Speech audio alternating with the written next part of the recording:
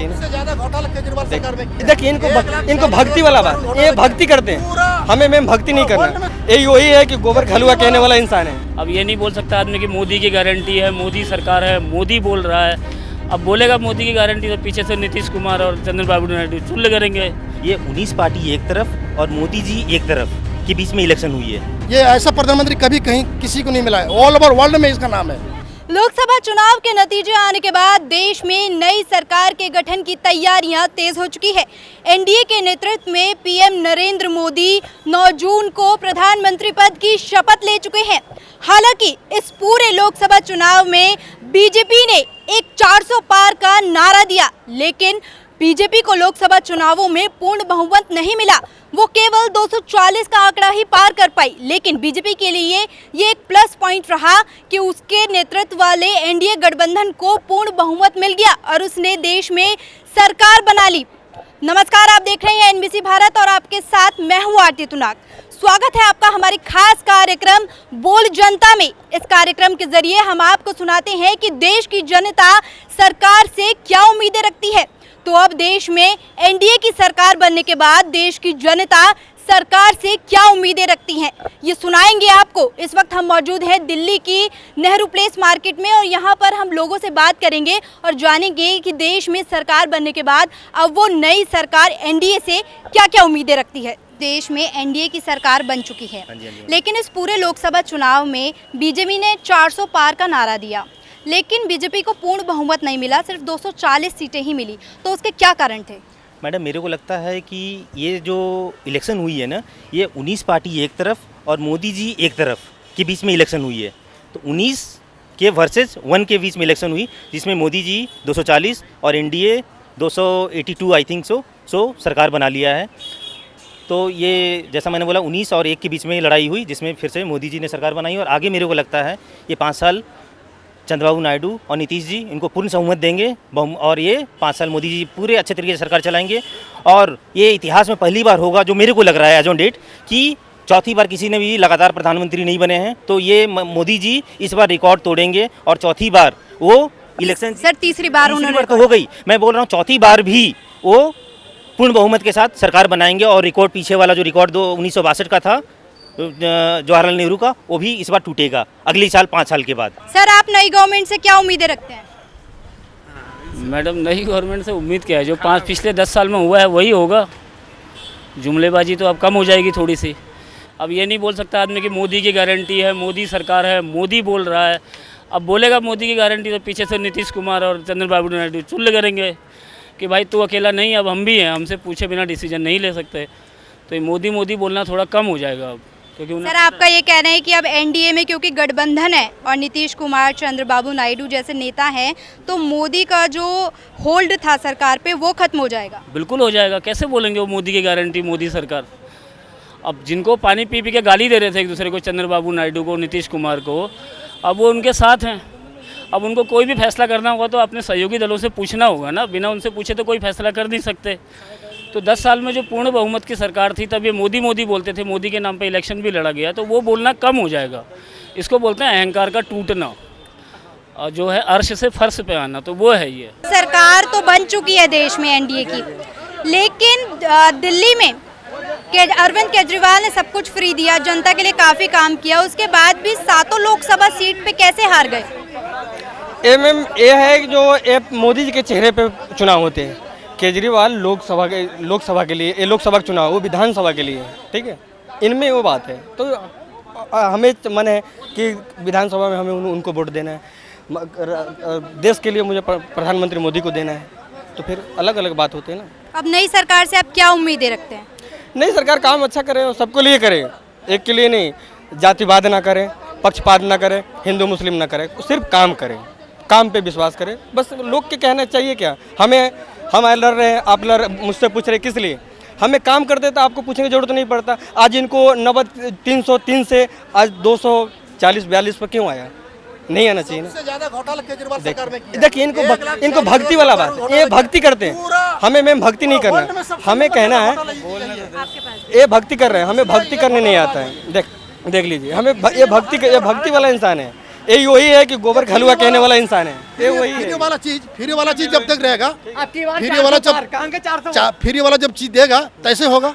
क्या डेवलपमेंट बोल रहा था, कूड़ा हटा देंगे, देख रहे हो गली गली में कूड़े की ढेरी लगा हुआ है। बात मैं कहना चाहूँ, हैं पूरे ढेरी लगा हुआ है। कोई भी नेता यदि वो आपको 10 रुपया फ्री देने का वादा करता है तो अपने वेतन से 1 रुपया नहीं देता, नहीं देगा।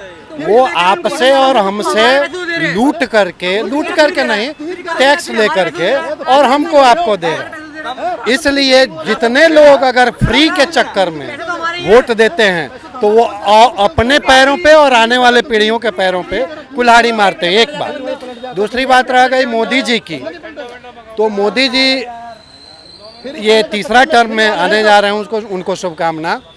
और ये मैं कहूँगा कि उनका अपना जो व्यक्तिगत ढंग है जीने का, या जो देश के प्रति समर्पण है, या जो सबको लेकर चलने की बात है, यदि इसमें भी लोगों को दिक्कत महसूस हो रही है तो मैं देखता हूं कि कई ऐसे नेता हैं जो सजा याफ्ता हैं, घोटालों में सजा याफ्ता हैं, लेकिन उनके पीछे लोग भक्त बने हुए हैं। कई ऐसे नेता हैं जो गरीब थे और गरीबों के लिए लड़ने की आवाज़ उठाए, और आज वो कई हजार करोड़ के मालिक हैं।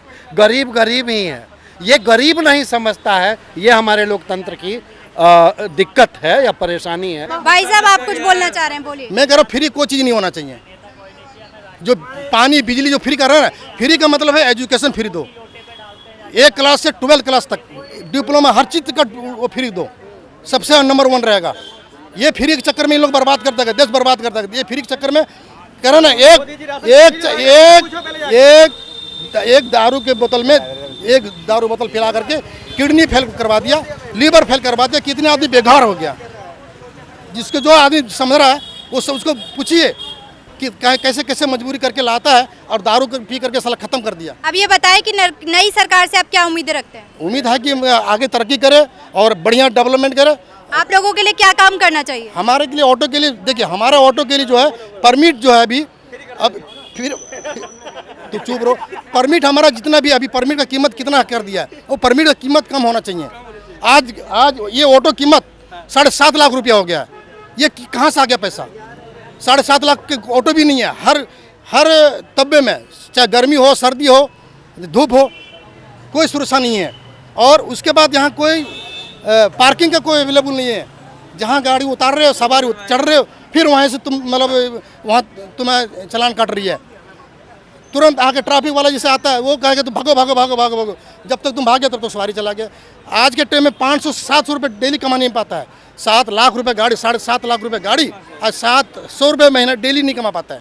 मतलब आप ये कह रहे हैं कि सरकार जो आई है उसको दिल्ली के जो ऑटो है उनके लिए परमिट कम करना चाहिए। हाँ, परमिट कम होना चाहिए। और इसका जो ओला उबर जो कर रखा है, जो मोटरसाइकिल वाले जो अभी ओला उबर जो चला रखा है इसने, उसको कम होगा तभी हम लोगों का काम होगा, अदरवाइज काम नहीं होगा। पीएम नरेंद्र मोदी के तीसरी बार प्रधानमंत्री के बनने पर आप खुश हैं? बहुत खुश हैं, बहुत नंबर 1 है। ये ऐसा प्रधानमंत्री कभी कहीं किसी को नहीं मिला है, ऑल ओवर वर्ल्ड में इसका नाम है। सबसे बड़ा मुद्दा रहा राम मंदिर। भाजपा ने राम मंदिर बनवाया और प्राण प्रतिष्ठा का इतना बड़ा कार्यक्रम किया, और बीजेपी को पूरा विश्वास था कि अयोध्या की सीट पर तो उसकी विजय निश्चित है। लेकिन लोकसभा चुनाव के नतीजे आए जिसमें बीजेपी को करारी हार का सामना करना पड़ा अयोध्या से। तो बीजेपी की वहां पर हार क्यों हुई, इसका क्या कारण हो सकता है? देखो, इसका एक कारण तो नहीं है। आपने बोला बीजेपी को पूरा विश्वास था, यही ओवर कॉन्फिडेंस। बहुत ज़्यादा जो लीडर है वहाँ पे जो पहले राज कर रहे थे उनकी ओवर इग्नोरेंस ने इस चीज़ को क्रिएट करा है। अगर बीजेपी सरकार ये सोचती कि लोग कहीं ना कहीं हमसे कट रहे हैं, और लोग कट भी रहे थे, क्योंकि बीजेपी ने बहुत सी दुकानें थी, लगभग 4000 दुकानों को कर दिया और लोगों को सही मुआवजा नहीं दिया। अब आप सोच सकते हो 4000 दुकानों से कितने लोगों का घर चलता होगा। लेकिन फिर भी आप देखोगे अयोध्या की जो लोकसभा सीट है वो 4 है। वहाँ पे अयोध्या के अंदर बीजेपी ने जीत हासिल की है 4000 वोटों से। लेकिन और जो लोकसभा सीटें उनमें थोड़े 5-10 हज़ार से वो हार गई। लेकिन हारने का जो अंतर है वो बहुत ज़्यादा नहीं है, बिल्कुल भी बहुत ज़्यादा नहीं है। इसलिए हम कह सकते हैं कि बीजेपी हारी है, लेकिन कहीं ना कहीं बीजेपी की ओवर इग्नोरेंस ने इस चीज़ को क्रिएट किया है। नई सरकार से आप क्या उम्मीदें रखती हैं कि किन मुद्दों पर उन्हें अब काम करना चाहिए? देखिए, नई सरकार से मेरी यही उम्मीदें हैं कि बेसिकली रोज़गार पर, जो कि अब तक नहीं हुआ था, हो रहा है, परंतु हमारी जनसंख्या इतनी ज़्यादा है कि जितना भी हम रोज़गार दे दें उतना कम है। लोग बाग क्योंकि ज़्यादातर यही चाहते हैं कि भाई हमें क्या गवर्नमेंट सर्वेंट बन जाए हम लोग, जबकि हमारी जनता के साथ ऐसा नहीं हो सकता। और 140 करोड़ जनता को गवर्नमेंट सर्विस देना ना इम्पॉसिबल है।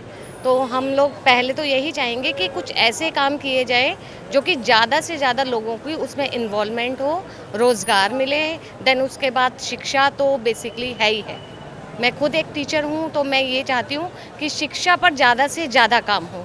शिक्षा पर जितना ज़्यादा अच्छा काम होगा उतना ही ज़्यादा रोज़गार लोगों को मिलेगा। बट मैम एजुकेशन सिस्टम पर तो काम किया है बीजेपी ने, पिछले 10 सालों से काम कर रही है, तो और क्या चेंजेस हैं जो आप शिक्षा के लिए कह रही हैं कि क्या बदलाव होने चाहिए हमारे एजुकेशन सिस्टम पर? देखिए, एजुकेशन में बहुत सारे बदलाव हुए हैं, परंतु फिर भी मेरा ऐसा मानना है जिस तरह से गति से हमारी जनसंख्या बढ़ रही है, तो हम लोगों को 12th पास के बाद जो हम अन्य कोर्सेज करते हैं वो मेरा मानना है कि 8th क्लास से, जैसे ITI बहुत सारे ITIs हैं पहले से, परंतु फिर भी बच्चे वहाँ पर जाकर इतना ज़्यादा एडमिशन नहीं लेते हैं या उनको नहीं वहाँ पर परस्यू कर पाते हैं।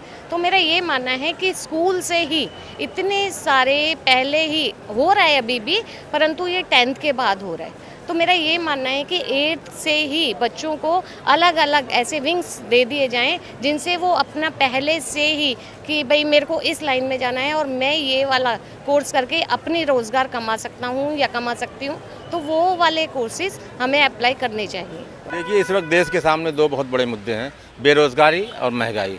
आप गांव देहात में जाइए, मैं तो दिल्ली में रहता हूँ, वैसे गोरखपुर से मेरा ताल्लुक़ है।